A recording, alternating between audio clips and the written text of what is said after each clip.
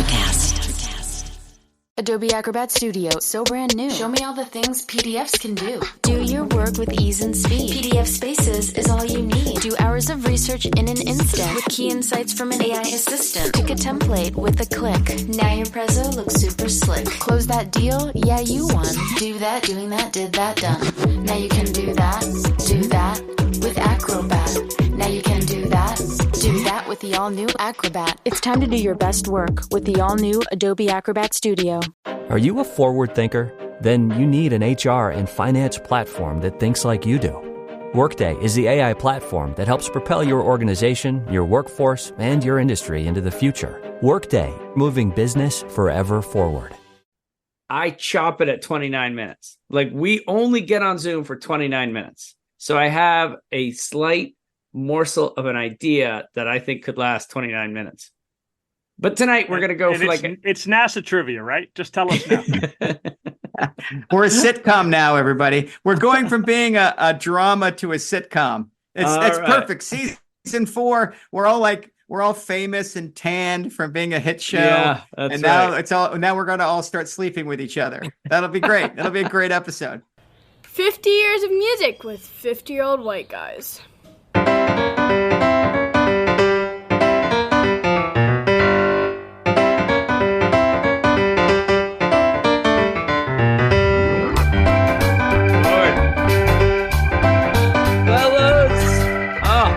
So excited. Hold on, let me get all jazzed up.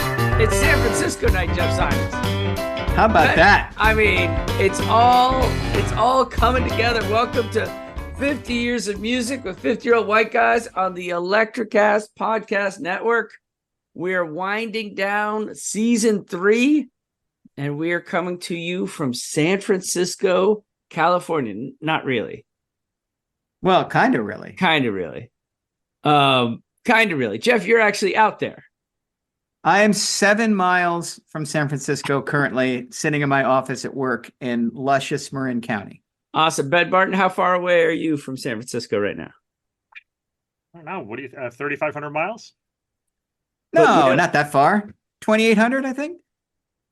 Well, Timmy, you're like another 120 past me, whatever it is. That's right. But Ben, both of us feel a kinship there because both of us left our hearts in San Francisco, did we not? No. First of all, I'm hoping India's been listening to the podcast and she's like, Jeff hates you. And those songs suck. He's just punishing you with his selections week after week. The equivalent of Danny Boy would be Left My Heart in San Francisco. So I'm very hopeful. I hope that's what we're going to get. We built You are 2,481 miles from San Francisco. Wow. Look at you, even putting it up in the Zoom. Wow, we're professionals winding down season 3. Well, before we get to that, Jeff Simons, you had a gig recently, and I did. You released a new song on Electrocast Records. I did both of those things. But before we talk about those, I think I have to before we talk about those, I think I have to apologize for my microphone in the last episode. Because I didn't have the fancy mic, and I thought we could get away with just the Zoom, and I was a little crackly. And I would like to apologize to my dad, who just let me have it. Like, really did not appreciate the quality of the audio in the last episode. So, Dad, I hope I'm coming through a little louder, a little clearer. This one's for you, brother. There were a few fans who noted you know what? It's actually a good thing, Jeff. Because what they want is more Jeff in their life. No, it's a way of telling whether people are actually listening to the damn thing. I mean, that's what I felt great about. It's like, oh my God, they have an opinion. That means they were actually. Let's go. Yeah, so I played a great gig at this place, Baltic Kiss in Point Richmond. I opened with a full band for this guy, Frankie Jupiter, and then I sat in all night on bass with him, which was unbelievably fun. We had so much fun. We're doing it again. We're doing a triple bill with me, Frankie, and Matt Jaffe. Thursday, February 22nd at the Ivy Room, which is my local watering hole, which I can walk to from my house. So great. How old's Matt Jaffe these days? Is he 25? Late 20s, I think. Late 20s, somewhere in there. But going strong. Like, love his music. He's actually playing. He's playing guitar in my set. He's in the band for me that night, so that'll be super fun. Yeah. The student has And I'm become the actually teacher. going to play drums for him on his last 3 numbers. So we'll see how that goes. It's gonna be fun. I'm going to play drums and bass and keys. It'll be I'll be busy up there. It's going to be great. Hey, and can you Nice. give us, this is San Francisco, so go ahead. You are our artist of the city, artist of the week. Can you play 30 seconds of your new song for us? Oh, really? Okay. I did not have that queued up. I know. I'm sorry. Throwing you all for right, a loop. here, I'll just jump to that. Geez, I don't know if I have a copy of it. Here, I'll jump to the middle somewhere.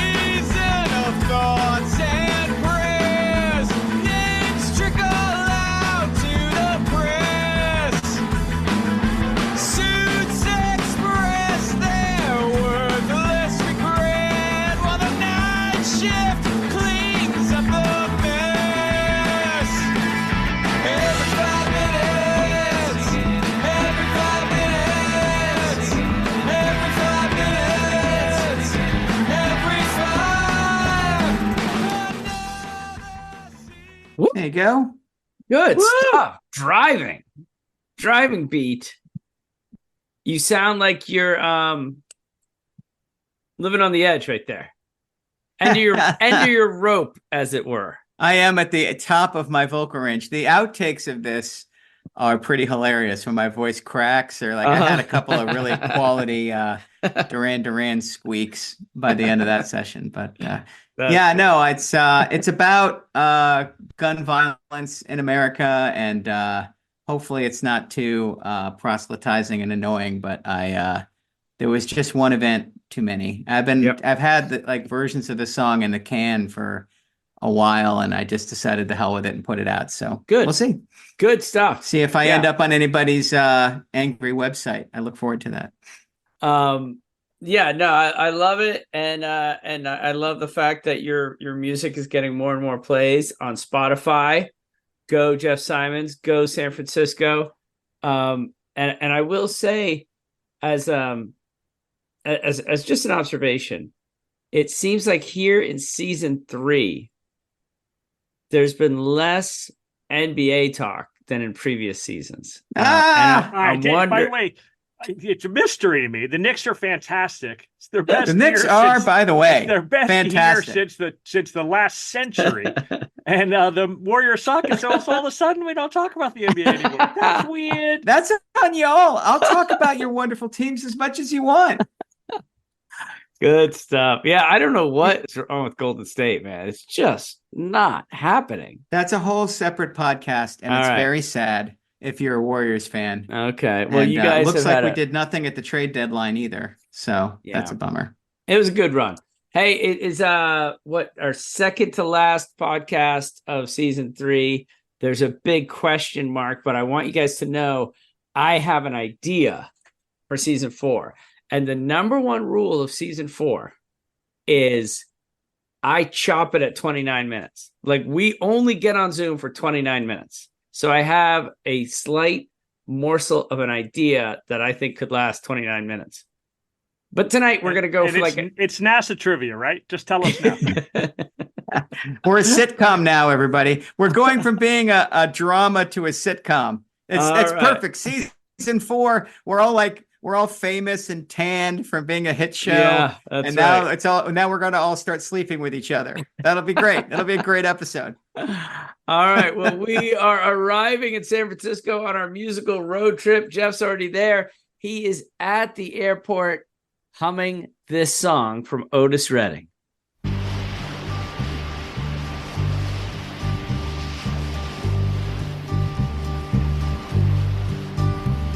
Sitting in the morning sun, I'll be sitting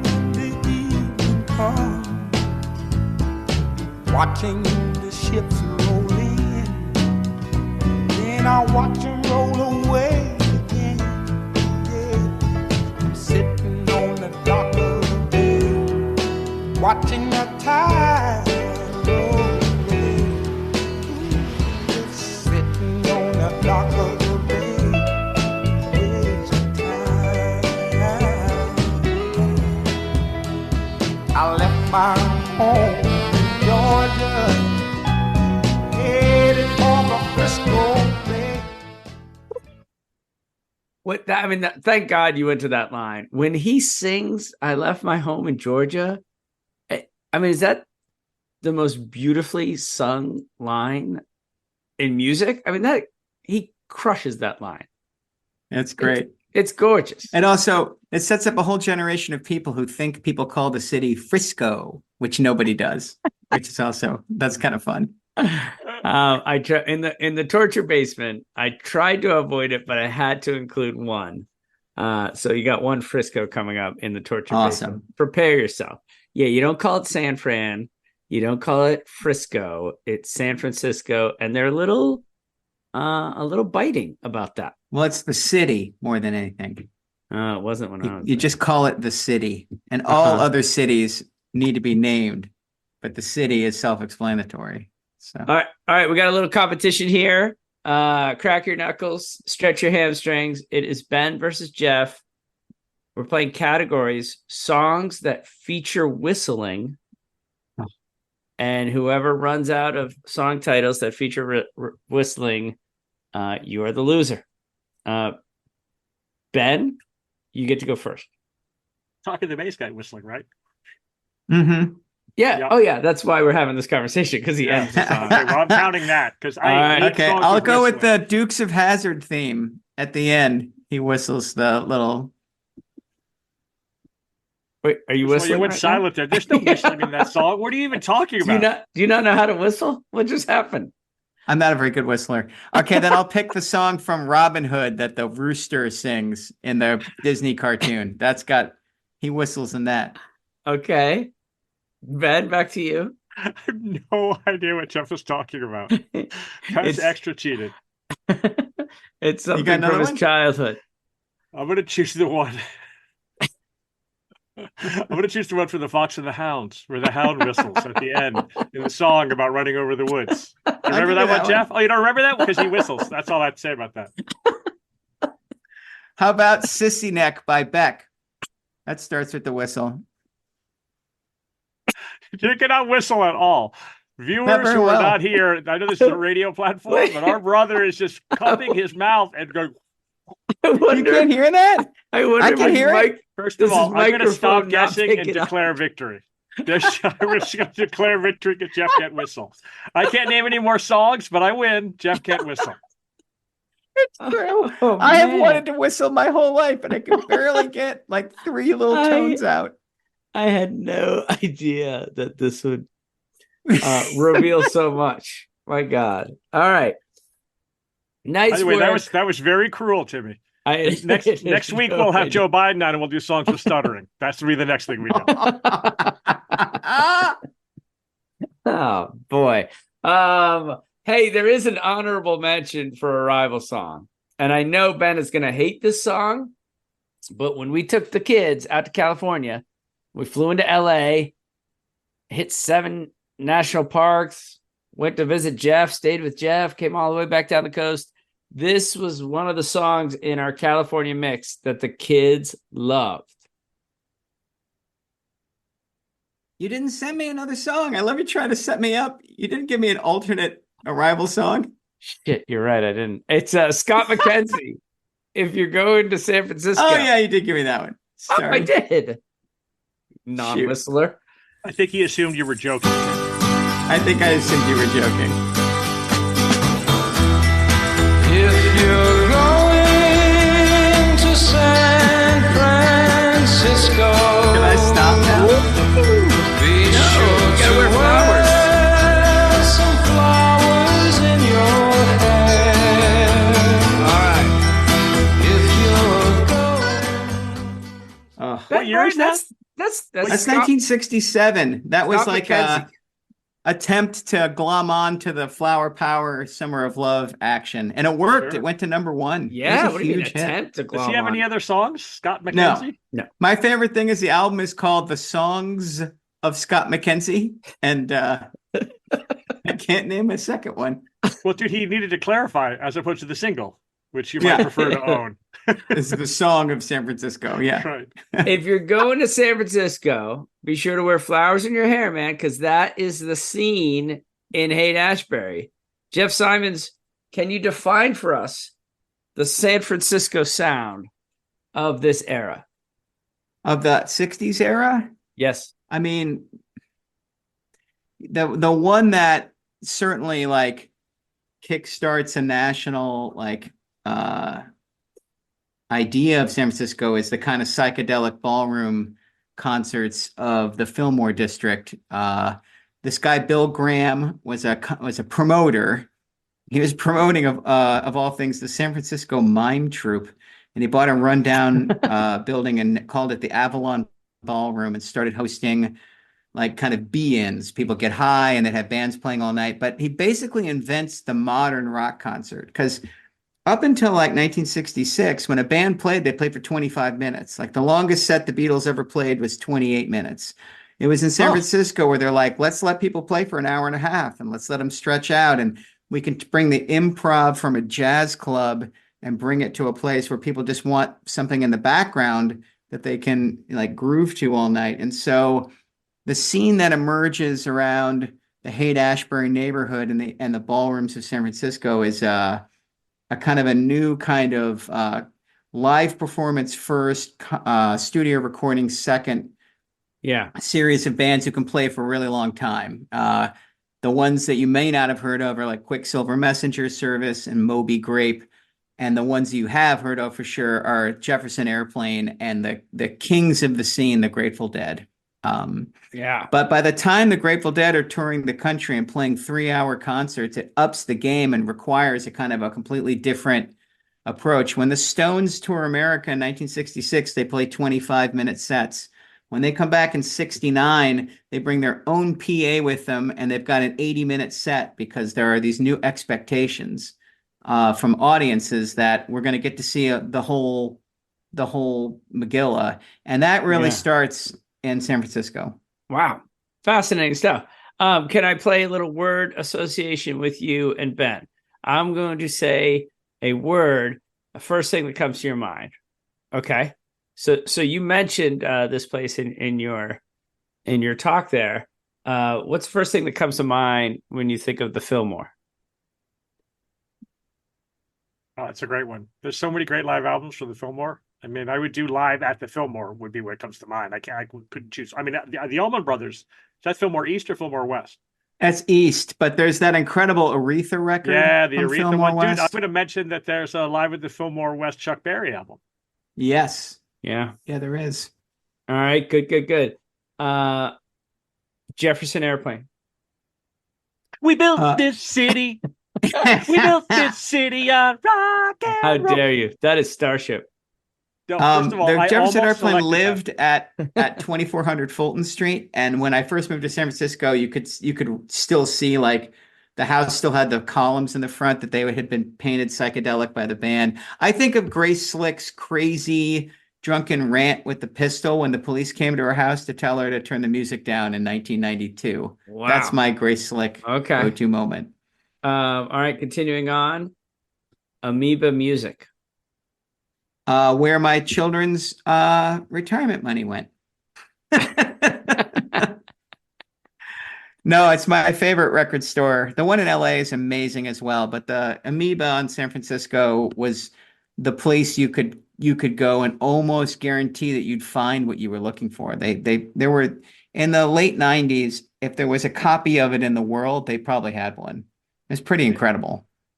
Jeff, the cover of the DJ Shadow record introducing, that's guys at Amoeba, right? That's actually Amoeba Records. I think it's either that or it's the great used record store in Sacramento. Like it's called like Wax Tracks or something like that. I don't. It's one of those two though, for sure. So I remember living right there in Haight-Ashbury and going to Escape from New York Pizza, grabbing a slice, and heading down to Amoeba Music. Ben, you'll love this. My brother moved out there first.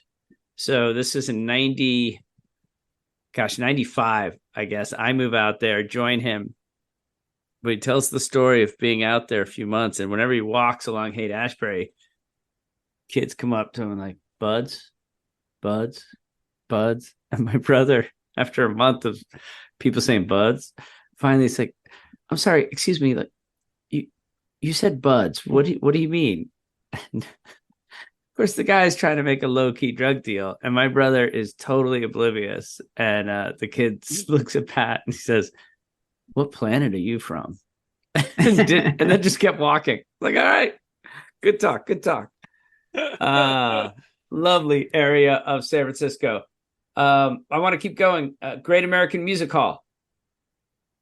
Jeff's played that multiple times. I've seen him. Yeah, there, that's one of the bigger places I've ever played. I played there. I counted. It's over a dozen times now that I played the music hall. It's just the greatest. I saw so many incredible shows at the Great American. I can't even count. But yeah, that's in a beautiful old great venue, like pre-earthquake venue with chandeliers. It holds about 650 people. It's got a ornate balcony. And the sound is, they put in a new sound system a couple years ago. The sound is fantastic now. Like you can really hear the band. But I love that theater. Robin Williams's first comedy special was filmed in the Great American. The one where he's running around the audience doing the Shakespeare improv. That's the Great American Music Hall. So you love you get on Wikipedia, you look for people from San Francisco or people associated with San Francisco, and I love that they have Van Morrison. It's like, really? Yeah. You're going to have San Francisco claim Van Morrison? Yeah, he lived in San Anselmo, Marin County for years, and his daughter lives here. Shauna's been in the Bay Area music scene forever. Like everybody I know, including me, has at least been in a rehearsal studio with Shauna Morrison at least once. Wow. And he used to play pickup shows at this place called the Inn at the Beginning in Cotati and in a place in Fairfax. And part of the live record, It's Too Late to Stop Now, is recorded at a bar like smaller than your living room in San Anselmo. Well, I wanted to also have you guys get together before the Torture Basement, because I know you guys are going to be a team for the Torture Basement.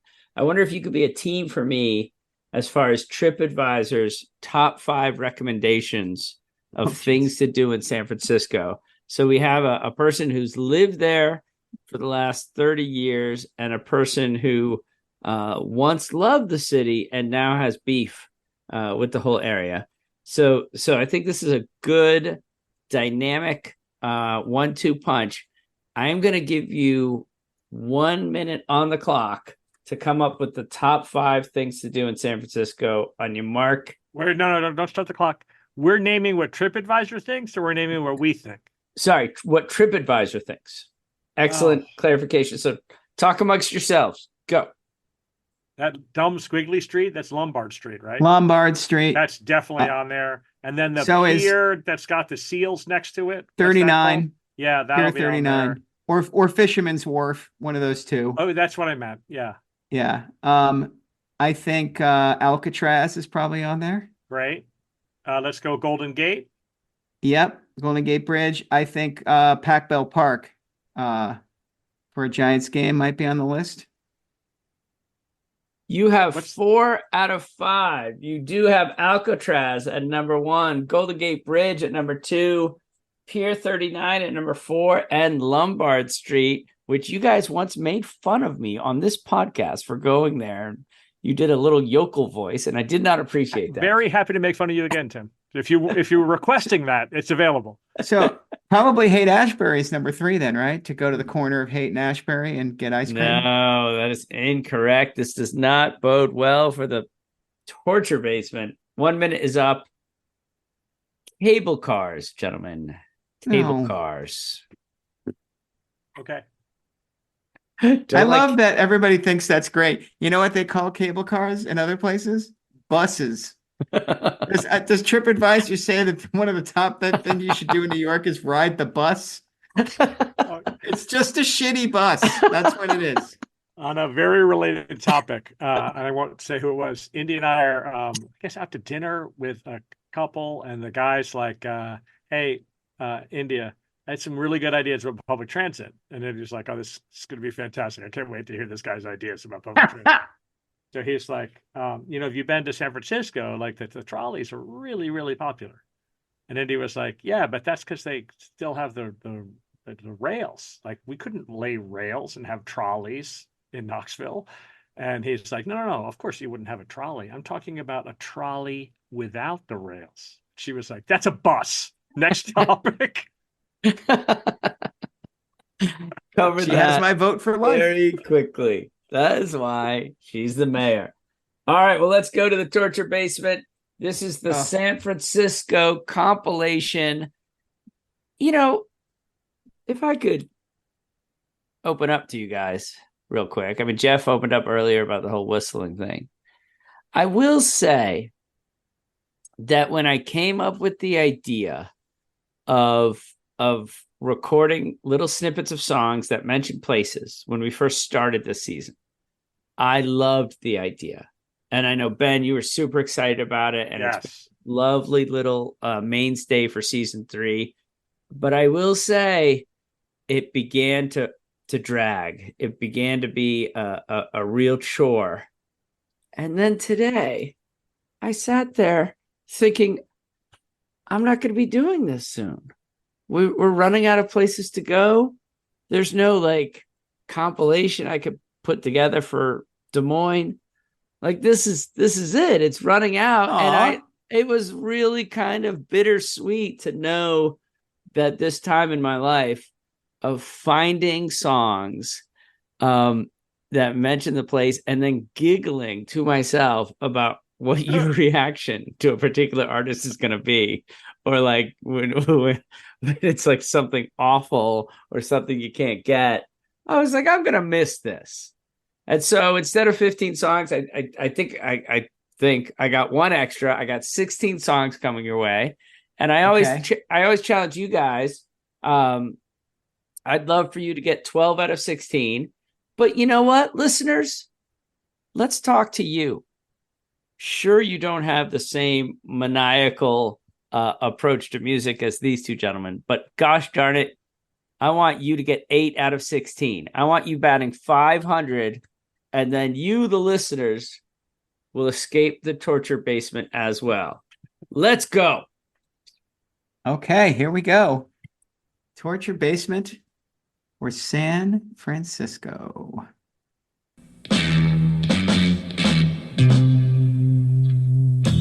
This following program is dedicated to the city and people of San Francisco, who may not know it, but they are beautiful, and so is their city. What it means to be American. Well, I took acid in San Francisco. Sold his apartment before they made him move. Then he jumped straight into the San Francisco Bay. It was raining hard. Heading out to San Francisco. With his back against the San Francisco traffic. And then she begins, she sings, I like to go to San Francisco. My mind's made up. Take me back to San Francisco. I know we'll be there, but never last. I'm walking with the living. I always like Steinbeck and those old men whistling. We're back in San Francisco. Well, it was cold when I woke, and the day was halfway done. Nearly spring in San Francisco. San Francisco's calling us, the giant cements will play. Piazza New York, catch your eye, you straight or are you gay? Yeah, San Francisco.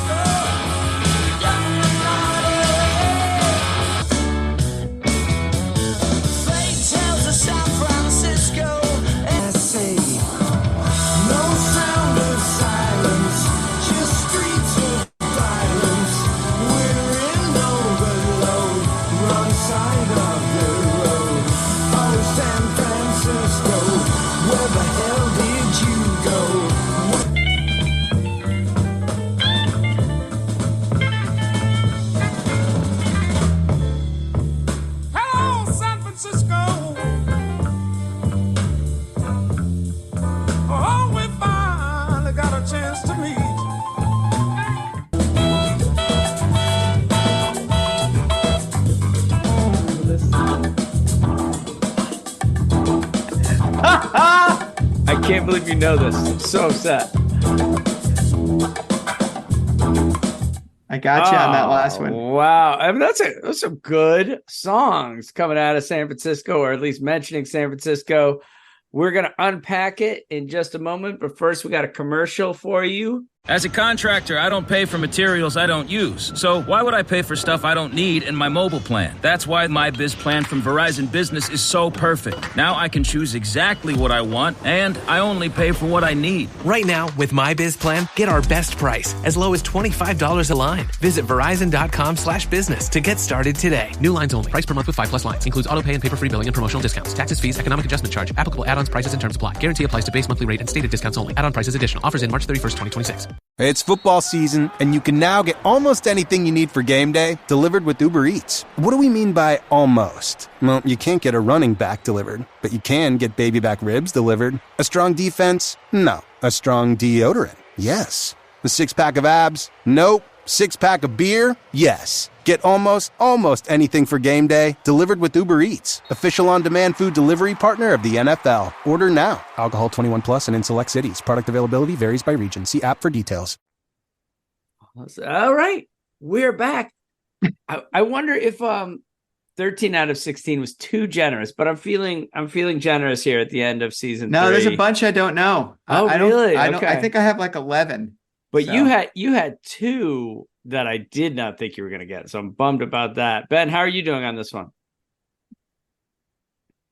Oh, mixed. I'll put myself at mixed. Mixed, okay. Yeah. And hopefully we're doing one at a time, right? So people at home can keep their own tally. Right. Hopefully people at home have pulled over and written down their guesses. Here we go.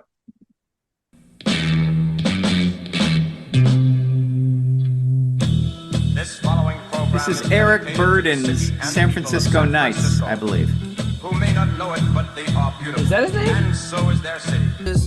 What it means to be American. This I don't know. This is Mac Miller. Thank you. Mac Miller is correct. This is Ryan Adams. It is indeed Ryan Adams. Strawberry Wine, I believe. Straight into the San Francisco Bay. Can we pause real quick, Jeff Simons? Sorry, Harry. And that is Harry Chapin's Taxi, by the way. One of the most hilarious songs ever written. I love that you put that in there. She said, Harry, keep the change. Who did you say San Francisco Nights were by? San Francisco Nights? It's Eric Burden and the Animals. That's right. Eric Burden or somebody. Awesome. Eric Burden and the Animals is correct. So are you guys 3 for 3, 4 for 4 with 4 Harry for Chapin? 4. Wow. All right, let's hit it. Okay. In Frisco. Heading out to San Francisco. I have a guess. It's a bad guess. I mean, it sounds like James Taylor, but I don't think it's James Taylor. That's what I was going to say. Holy shit.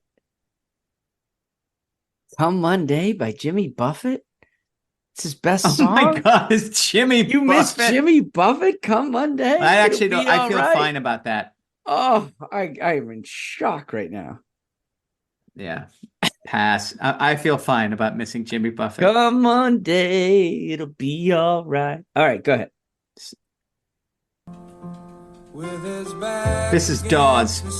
Dawes is correct. And I had that one. Yeah. Love this song. This is Jill Solbuel.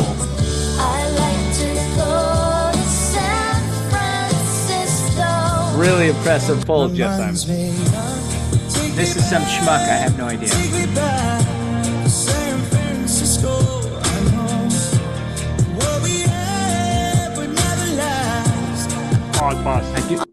I do not like that. What's the name of the Walking in Memphis guy? That's my guess. Oh, Mark Cohn. Mark Cohn. So that was a former member of One Direction, Niall Horan. He's the guy that I think would be perfect in the role of Mickey in my screenplay, The O'Hare Family Show. Oh, well, then he's great. Yes. He's great. If you're Niall Horan's representation. I want him in my movie. By the way, bad news. 3 Irish movie production companies passed on the script, but a Canadian production company is interested. We're going to have a Zoom with them next week. You put that thing in Nova Scotia and squint your eyes. That's Ireland, brothers. Let's no go. problem there. Oh yeah, that's exciting. Yeah, I'm excited. Dude, way to go! I love how you bury the lead. Like that's the lead. Let's have the Zoom first. Yeah. All right, keep going. I'm walking with a living. I always like Steinbeck. Oh, I know this one. You do? No. Yeah. Vanessa Carlton. Oh my get that? freaking Yes, Lord. it is. Dude, How did you get that? My knowledge of those wimpy gals, I know them backwards and forwards. Like you amazing. listened to that was album? so good. How did you? All I know is that I know who Vanessa Carlton is, and then when you said the Steinbeck thing, I was like, "Oh yeah, I know that one." That's amazing. I cannot believe like the two that stumped Jeff. Ben's like, oh yeah, Mac Miller, Vanessa Carlton. Dude, we're gonna do great Killing now me. because I'm pretty close to running the table from here. All right, we're at 7. We're back in San Francisco. Counting Crows. Oh, I did this one too. Yeah.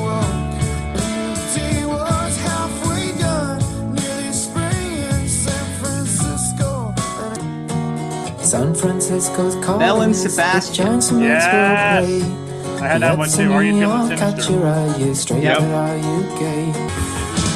The Replacements. Left of the Yeah, dial. that one. I did that one for you, Jeff. I appreciate that, brother. Arctic Monkeys. Did you have that one, Ben? Who is this?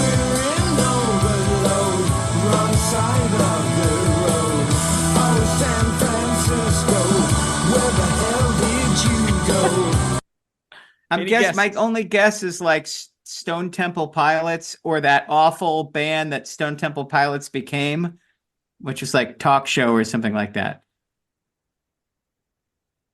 What do you got, Benny?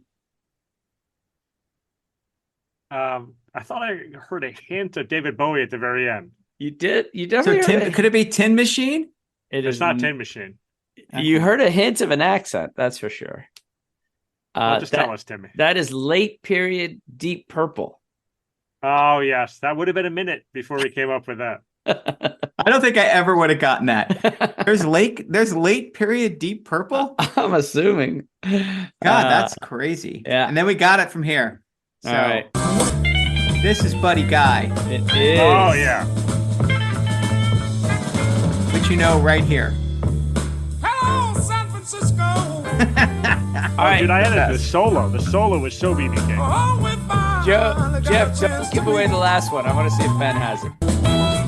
Ben won't get this if his whole family's life depends on it.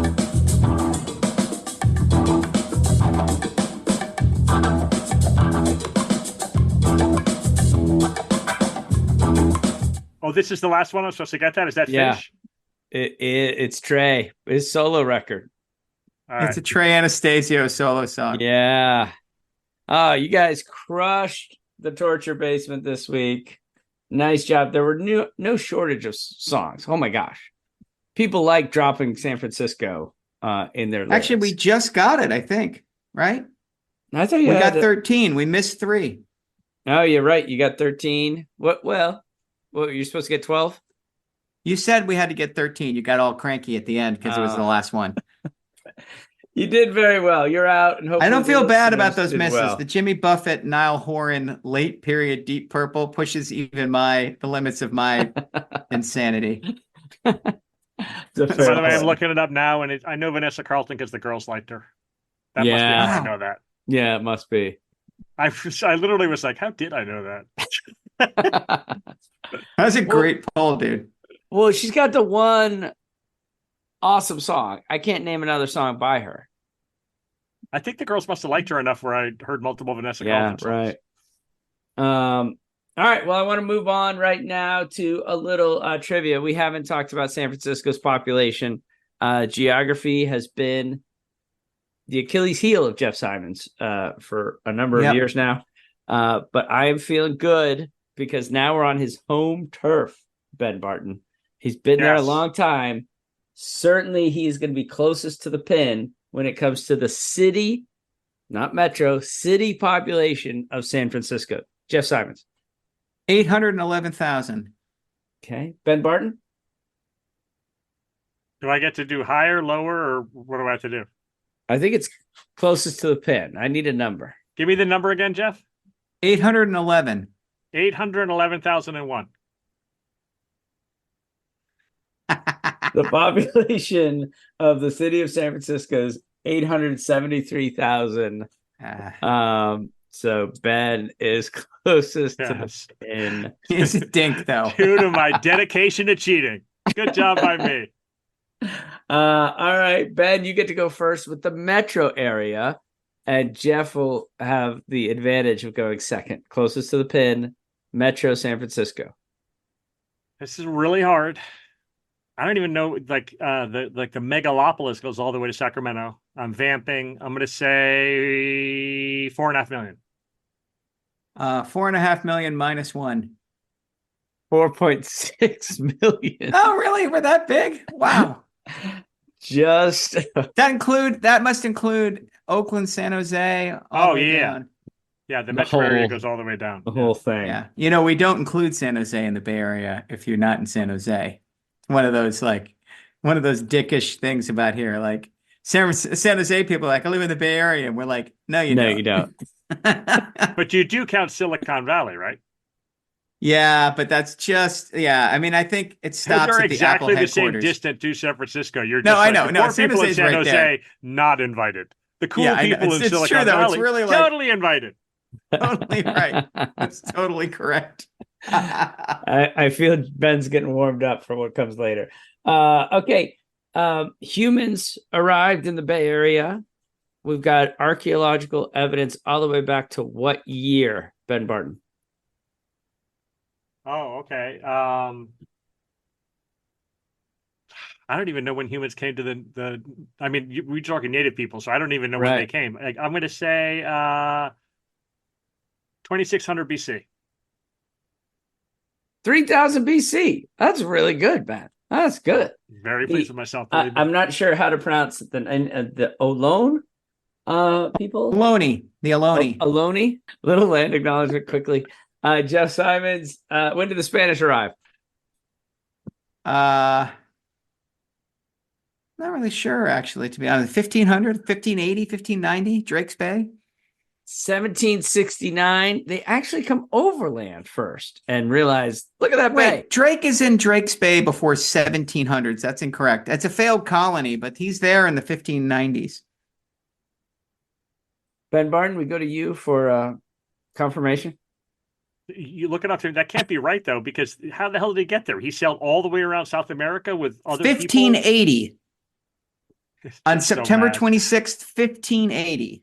Yeah, but doesn't he sail? Doesn't he sail past? He's also not Spanish. He's not Spanish. Timmy asked when the Spanish got there. That's cheating, though. That's cheating. He was part Spanish on his mother's side, Jeff. And the United States takes over. I'm sorry, Mexico takes over in 1821. The United States takes over in 1846 in the midst of the U.S.-Mexico War. The population, Jeff Simons, in 1848 of San Francisco was 1,000. Yeah. In 1850, it is 25,000. What happened to account for such a jump? Bugs Bunny discovers gold and then there are hills, and the Yosemite Sams of this world want some. It's actually the founding of the Rice Aroni Company. Apparently, they hired. I'm disappointed that was not in the torture basement. I thought we were going to get the Rice Aroni theme song. Hilarious, yeah. Or I did have Streets of San Francisco for a minute, and then I had to. There was too many songs. I had to get it. Yeah. All right. Well, I want to go to our favorite son. We've chosen the Grateful Dead. I actually don't know if they are the most popular artists as far as sales, but I think probably not. I think they probably claim it just as far as like longevity. I'm sure they sold more concert tickets. Yeah, right. Putting their stamp on that area. So Jeff, I'll turn it over to you. What do you got to say about the Grateful Dead? So the Grateful Dead is a divisive band. There's a micro group of people that call themselves Deadheads who pretty much only listen to the Dead. and have only been listening to the Dead for a long time. There are people who hate the Grateful Dead. Their favorite joke is, what does Deadhead say when the drugs wear off? And the answer is, oh, this band sucks. I'm in the middle.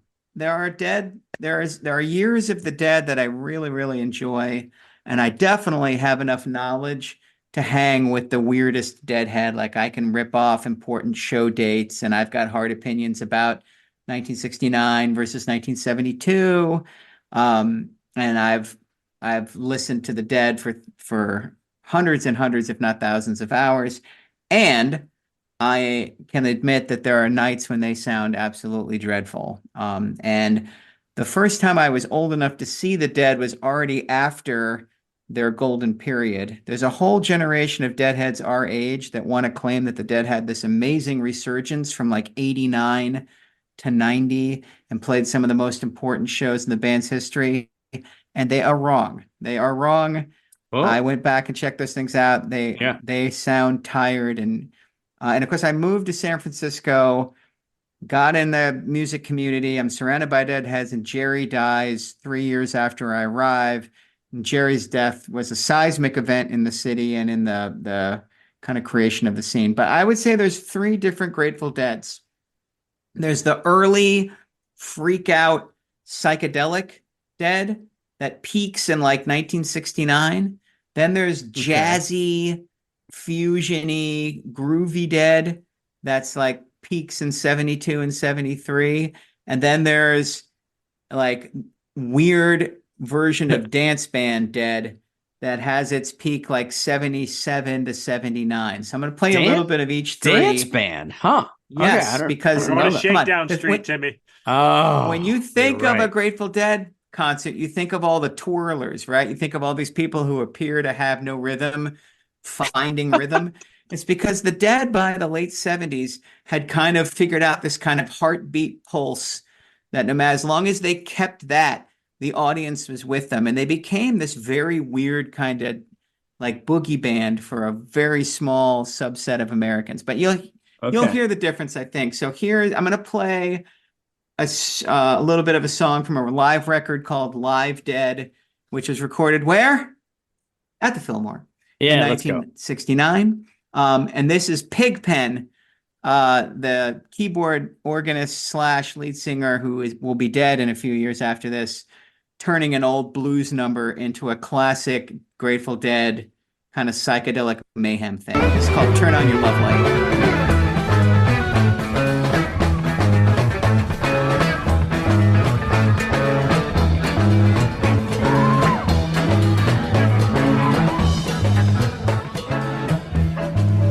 Without a warning, you broke my heart. Taking a baby, tore it apart. And you left from a standing in a dark crying. Said your love for me was dying. So come on, baby, baby, please. I'm begging you, baby, and I'm on my knees. Turn on your light, let it shine on me. Turn on your love light, let it shine on me. Hey,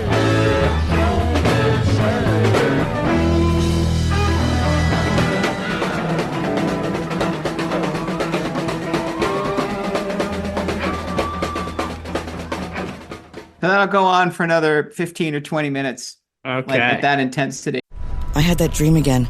My small business needs to hire, but I don't use LinkedIn and I hire wrong. So our orders get all backed up. We're drowning in paperwork, then actually drowning, careless fighting off sharks with a stapler, and pirates are pillaging the office copier, and then I wake up. Don't let hiring nightmares ruin your dreams. LinkedIn Jobs' new AI assistant goes beyond the resume, using unique insights to deliver a smarter shortlist. Post your job for free at linkedin.com/quality. Start hiring today with LinkedIn. Life is hard, but finding a really great podcast makes the days go by so much easier.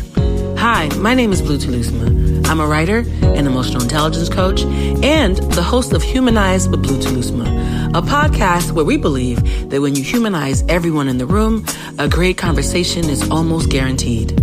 Join us every week here on Electricast as me and my guest co-hosts unpack big topics and interview even bigger personalities with a sense of humor and a dash of mischief. If you're looking for a new best friend in your head, we've got you covered. Electricast.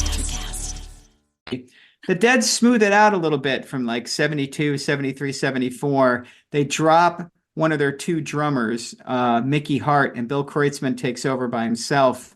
And they become a band that has a slightly softer touch. They still have some of those kind of groove and bluesy numbers, but they also start to experiment with this kind of floatier groove that has as much to do with like sonic-y soundscape as it does like the old kind of blues and jug numbers that they cut their name on. So there's a ton of songs from this period that would do it, like Eyes of the World or Mississippi Hap stuff. My favorite is a song called Bird Song, and I'm just going to play you a little bit. So now we've moved forward 3 years. Pigpen has passed away, and Mickey Hart's been fired. So now it's just a 5-piece.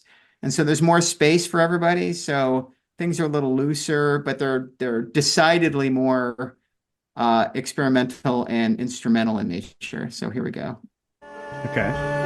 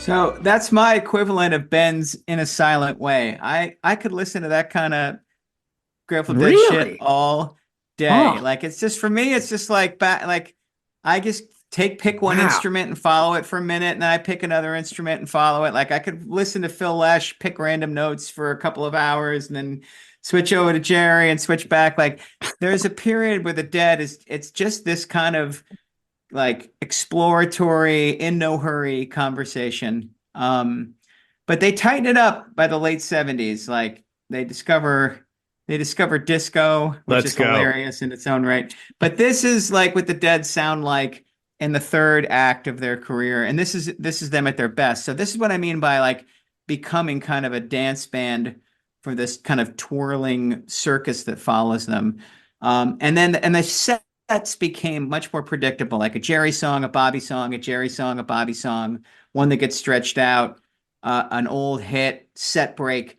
Then set 2 would go Jerry, Bob, and then into some kind of groovy space drums thing, and then back out. But this is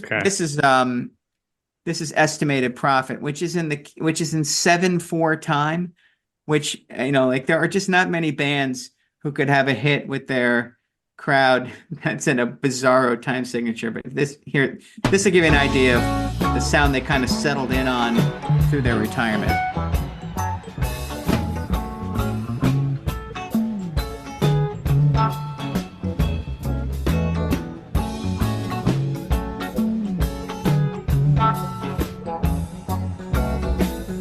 Two, three, 4, 5, 6, 7. 1, 2, 3, 4, 5, 6, 7. My time coming any day. Don't worry about it. Been so long, felt this way. I ain't in no hurry, no. Rainbows in down that highway where ocean breezes blow. My time coming, voices sing and they tell me where I'll go. Don't worry about it. Nah, don't worry about it, no. I ain't even know where. Nah, 'cause I know where I go. California,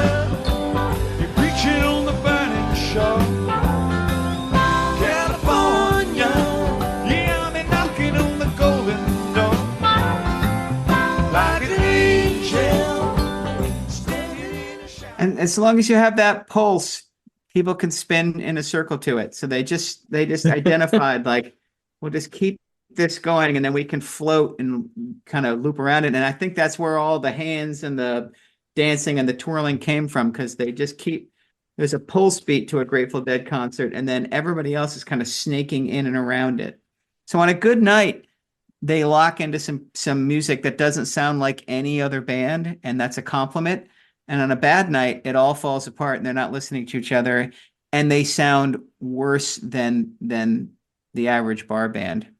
Is there There'll never be another band like this. I think like all jam bands now have a musical dexterity expectation that the Dead didn't have. Like if you want to be a jam band now, you got to be able to play on a dime at 700 miles an hour and 26 different time signatures before people will even give you a chance.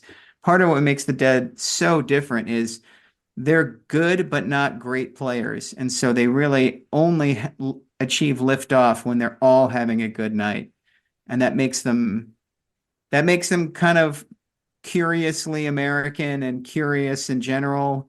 And I'm a fan. I'm not a crazy fan, and but I'm probably by far and away the biggest fan of the three of us, I would imagine. Is there an infamous bad show?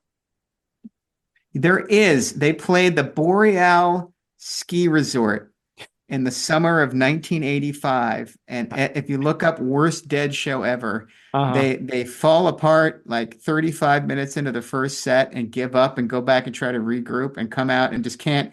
They can't play anything. They try like all their old, like Casey Jones, Friend of the Devil, and they're just like falling over themselves. And they give up after like 85 minutes and just call it a day. So that is probably the famous awful show. Ben, where are you on the Dead? We have done this conversation before. I do not like the Dead. Here's what I'll say. The first one, I was like, wow, that sounds really good. I like that. And the second one I despised, and the third one I really hated a lot. Jeff did skip. There is the recorded part of it where they're actually kind of an Americana band, and some of those songs are great. And the 4.5-minute version of Ripple, or even the 3.5-minute version of Casey Jones. I mean, those are just fantastic songs. Box of Rain, I know, is one of Jeff's favorites. And those are, beautiful, very acoustic-y and super influential in the Americana area. So I do like those things. That's like a 7-month period. Good. If they're supposed to have been good in 1989, that's when I saw them, and I can report not my experience. No, mine either. So wait, where's Bertha? Is Bertha in that 7-month period? Bertha's like right around that same time, 1971. Yeah. The thing about the Dead is 80% of the songs they played their whole career never made it on a studio album. So you can't really Bertha's not on a Grateful Dead studio record. It's only on 8 or 9 live records. Right. But Ben's right. They make Working Man's Dead and American Beauty back to back in 1970. And those records are like just a classic, like Americana band. And then at the same time, they're playing these 3.5-hour shows where a 45-minute Dark Star is the center of the spectacle. They were pretty schizophrenic in that way. The rest of the albums are just poorly recorded versions of the live show. But those 2 studio records, Working Man's Dead and American Beauty, I agree with Ben, are heads and shoulders above the rest of their catalog, and probably the only studio records worth even bothering to listen to. All right. Well, we have come to the end of part 1. Hold on. Before we do that, I want to note that they are not the favorite son. What's the best-selling musical act from San Francisco? Is it Journey? Got to be Journey, actually, doesn't it? Metallica. Maybe. Of course. Metallica. Of course. All right. Well, as an apology to Metallica, let's give us a quick Metallica song to play us out of part 1. Jeff Simons. You got it, Battery. man. Just wake them up after the Dead. That's perfect. I love Battery. Oh wait, I got to get the fast part. In the middle, yeah. Yeah.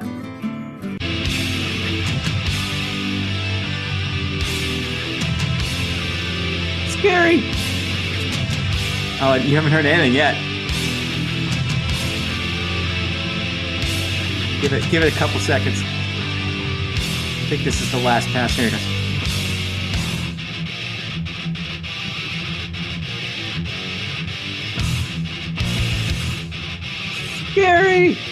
All right. Starting a business can seem like a daunting task, unless you have a partner like Shopify. They have the tools you need to start and grow your business. From designing a website to marketing to selling and beyond, Shopify can help with everything you need. There's a reason millions of companies like Mattel, Heinz, and Allbirds continue to trust and use them. With Shopify on your side, turn your big business idea into... Sign up for your $1 per month trial at shopify.com/special offer. Hey guys, it's Miriam Love here, and I want to share something very special with you. Check out my new release, All In, the Spanish remixes, out now on Electric House Records. And always remember, be love, share love, all love.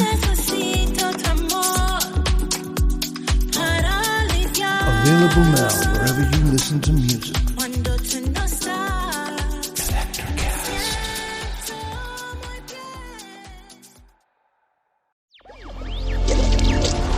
Electricast.